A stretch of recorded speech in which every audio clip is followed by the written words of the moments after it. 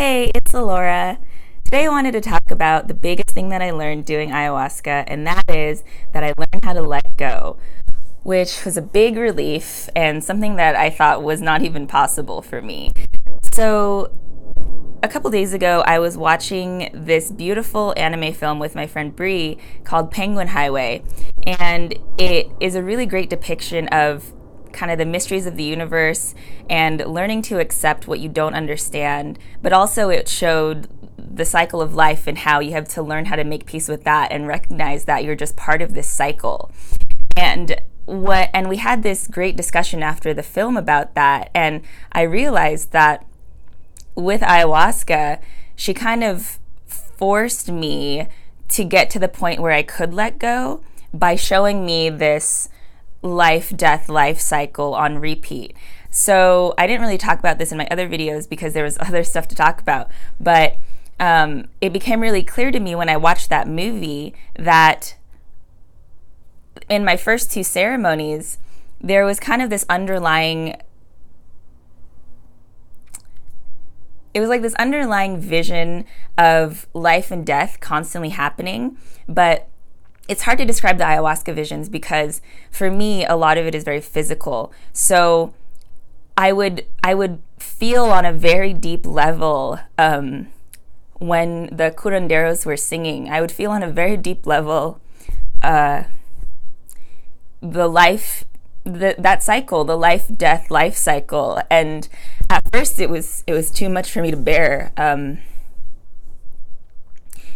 Like with the songs, I like to say they're an orchestra of life because with the songs you kind of, well, I would feel things growing and thriving, and then like with the crescendo of the songs I would feel that, and then inevitably there was always a part of the song that was kind of downhill, and it would turn into like the decaying of everything, and just, I would feel this sense of death, and that was kind of on repeat in the background of my head.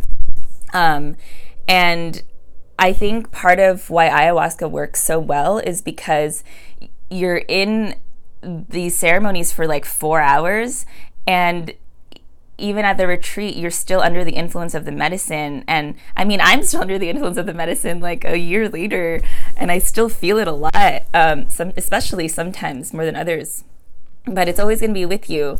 And so it's kind of like you're getting slammed with this repetition. And in life, we are so unconscious of the patterns that we create in our head that we're constantly repeating terrible things to ourselves that just become our reality. And so ayahuasca kind of undoes that. And by the time of my third ceremony, I think I had been so slammed with this life, death, life kind of feeling in my body that it was way easier to just let go when it was time for me to die. Because I had already kind of felt that death deep in my body, if that makes any sense. But yeah, so to me, letting go feels like, and since ayahuasca, it's been easier for me to let go in life, which is why I'm so grateful for it, because this skill can get you through anything. And it's basically, so what I'm learning in Kundalini Yoga, they are always talking about breathing into tension in your body. And I realized that I was always so tense before because there was all these things that I wasn't letting go. All these thoughts that kind of held themselves in my body subconsciously. And that's a process that I've been trying to cleanse my body of these subconscious thoughts through doing Kundalini Yoga. And with yoga, at the end, you do Shavasana, which is where you lie on the ground in relaxation mode. And you're just lying there like a corpse. And but in Kundalini Yoga, they do a sound bath when you're in Shavasana. And so the whole class is in order to get you prepared to let go at the end. And whenever I go into that Shavasana, I just imagine myself melting into my deathbed when I was doing ayahuasca and breathing into my body, breathing into any tense parts of my body to try and go into full relaxation. And to me, that's letting go. But yeah, prior to ayahuasca, I wasn't able to consciously do it. And I would highly recommend, if you're planning on doing ayahuasca, to start training yourself now to get into that habit of letting go, relaxing your body. Like really all you do is like breathing is everything. And that's something that I learned from the ayahuasca too, because when I was on my deathbed, I honestly didn't know how I was going to get through it. But with Drew there saying, let go, I was just breathing deeply, and I could feel my breathing slow. And when you do this long, deep breathing, you can feel your body just releasing what it needs to. And so now in my life, if I have a problem at work, like if I'm too stressed out at work, I just stop and I breathe deeply into my body. And something that I learned in yoga too is that a lot of us, we breathe so shallowly because we haven't really learned how to breathe correctly. Everything is so rushed in our world that breathing doesn't, even though it's the most necessary action we need to take, we don't really give it much thought. But so with long, deep breathing, when you inhale, you feel your belly expand rather than the opposite. Some of us learn how to breathe opposite, but so when you breathe in, you feel your belly expand, and then you exhale, a long, deep exhale.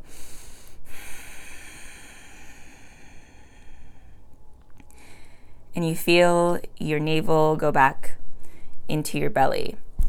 And even just doing that right now, like I was so wired and it calmed me down. But that is something that you can practice if you feel stressed, if you feel worry, if you feel tense in your body. Imagine breathing into those parts of your body that feel tense. And I swear to you, like, you're going to have such a better time with the ayahuasca. But yeah, like, because I was forced to, and because it was such an extreme experience, and for me, extreme experiences are the best because with my love of highs and lows, I'm kind of like a slave to it. Well, I used to be, but I'm like better now. But with all these highs and lows that I get into, if I reach that extreme point, I'm never going to forget it. And that death experience that I had is always going to be in my body. And but like I said, you can practice this without having to die. It will probably help you die when you go, because something that Drew told me is that sometimes when people are faced with that death, they stop and they don't let themselves go all the way. So he told me that I died with grace, and that I just did it. I went through it and I was like so ready, and I highly recommend getting as ready as possible before going into this journey of ayahuasca. So yeah, like that's basically it. But I also wanted to give a couple examples of letting go in my life. So my life is kind of divided now into pre-ayahuasca and post-ayahuasca because it had that profound of an impact on me. So pre-ayahuasca, I can really feel a difference of, so we're forced to let go in our lives sometimes when going through a rough experience. But that doesn't mean that we're consciously letting go. It's kind of like we're forced to let go, and in a similar way to me being forced to die. But so it's funny because I can look back at my life and pinpoint the moments where I have let go to in a deep enough way that it impacted my life. And the first one, pre-ayahuasca, was when my dad died. And that was pretty recent. That was in 2015. And so, yeah, that was just like a little over 4 years ago, because it was at the end of 2015.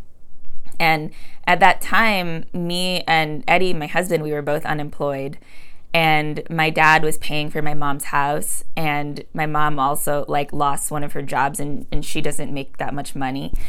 And we were unemployed for 8 months. We couldn't find any work. And then suddenly my dad dies. And I was so worried and stressed about my own life. But when he was in the hospital, I remember thinking that nothing else was important. And that I just needed to be there for him. And I didn't care if we had to be homeless or what, like we would make it work. Like all of everything just fell away, and I was there for him. And I kid you not, like 2 days after his death, when we're dealing with the cremation, we're on the way to the mortuary to get him cremated, I get this email from WB. I never applied for this job. And mind you, I had been wanting to work in animation for years. And I had gotten one job that me and Eddie were both working at, but we both got laid off because the company went under. And so WB was my first major studio that I worked at, my first real job in a union. And I remember I was emailing a bunch of people when I was unemployed, but there was nothing. There were no jobs. But one of the guys I had emailed, his sister-in-law was running the show at WB, and I didn't even know the guy, but he had given my portfolio, even though there was nothing. It was at Marvel. Even though there was nothing at Marvel, he gave my portfolio to his sister-in-law. And based on one drawing, she decided to hire me because her character designers both quit. I'm a character designer, and they both quit. And it was, and so here I was on the way to the mortuary, and this miracle that I didn't even apply to just falls into my lap. And looking back on it now, I can see it's because I just kind of surrendered. Like I surrendered and something magical happened. The second instance was in 2018 in August. So I went to do ayahuasca in December. In August, I got married, and we got married in Hawaii, and we got there like a week before the wedding to like get everything situated and be there for people coming in, like my family and friends and stuff. But as we were leaving, we missed our flight, and there was news of a hurricane that was going to hit basically that entire week when I was to get married. And it was the most, like, one of the most stressful times of my life because there was so much I had to do. And if only I'd known how to let go then, it would have been a lot easier. I think if I was getting married post ayahuasca, just everything would be so much easier. But I was a wreck. It was like hell on earth to worry about this hurricane hitting like our outdoor wedding, where all of these things had been planned that had to be outdoors. And I was just like, toward the end, I'm just like, whatever happens is gonna happen, and I have to. And there was just this deep knowing of like, worrying's not gonna do anything. And when I let go, I know it seems silly, but it's like that thing about you like magical things happen or miracles can happen. Like it was raining like the whole week, and there were even like sirens going saying like get off the beach. But miraculously, the day of our wedding was the first day that the weather was good, and everyone was like, wow, Mother Nature's on your side. But yeah, like I had to let go, otherwise, like I don't know, like I feel like letting go was for me was a huge it was like a huge factor in my enjoyment of the wedding. But at the time I was just like, how do you let go? How do you let go? I remember just having like such an iron grip on that. But yeah, that's like another instance of where I was forced to let go, and good things happen.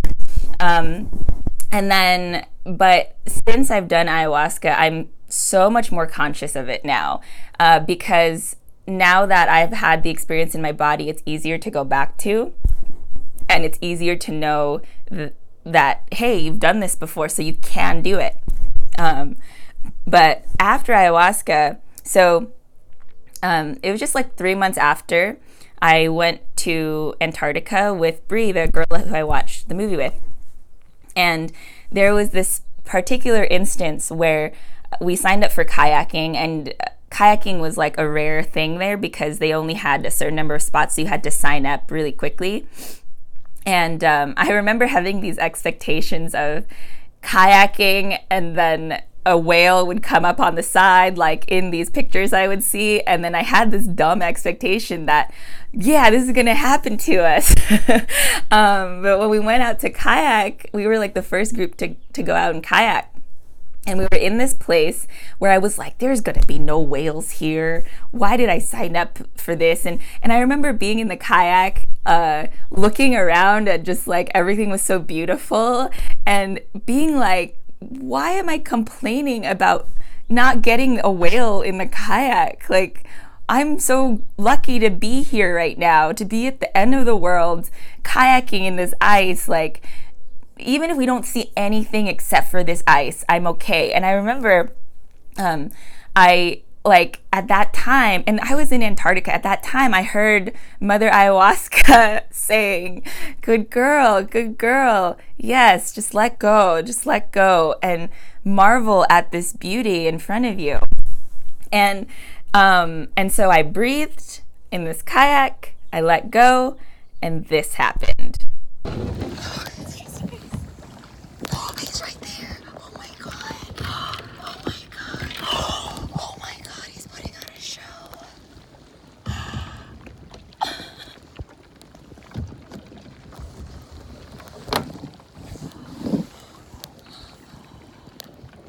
Beautiful. Did you see its eyes?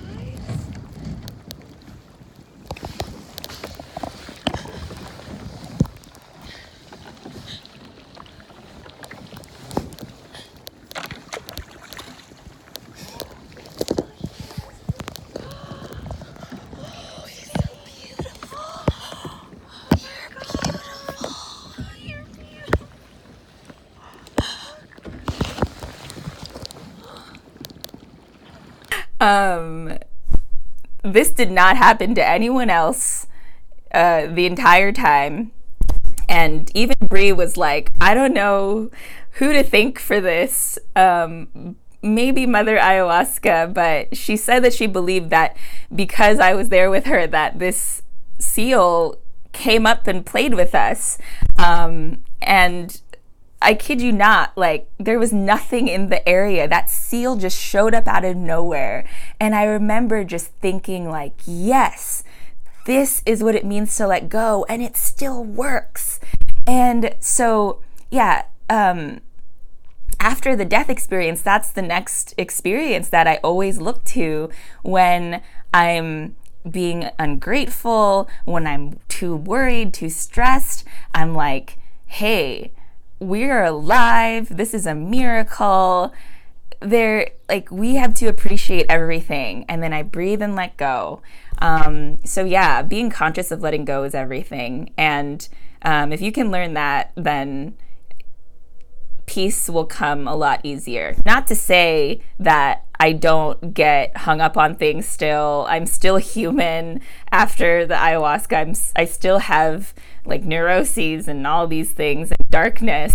But it becomes easier to get out of it. And that's really all we can do, because we're in this journey for the long haul.